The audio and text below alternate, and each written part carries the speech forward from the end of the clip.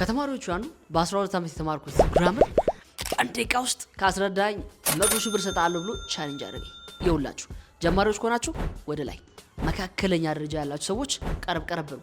ሶ በእንግሊዝኛ እስካሁን እየተማራችሁ ያለው ነገር ፓሲቭ እና አክቲቭ ሲባል ሰምታችኋል። በቀላሉ አስረዳችሁ።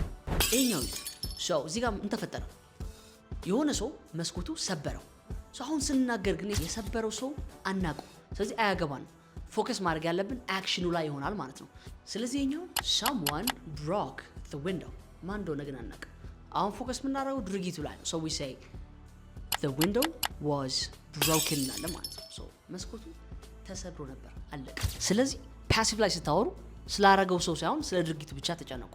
so ሁሉ ጊዜ ስታወሩ ተደርጓል ብላችሁ የምታወሩት። ስለዚህ እዚህ ጋር 3 ቃላቶች አሉ። eat, ate, eaten ነው የምንጠቀመው።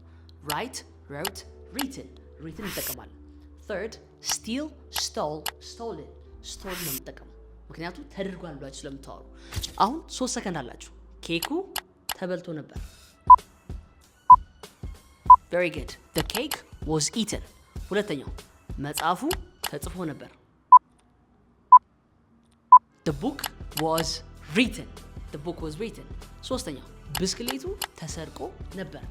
3 ተጨማሪ 3 ልዛችሁ።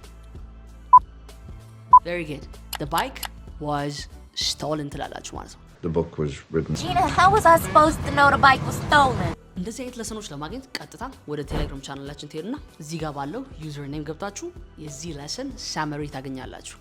ማራኪ ኢንግሊሽ ቲፕስ ኤፒዶን in the house ማራኪ ኢንግሊሽ ቲፕስ ኦፍ ኢዝ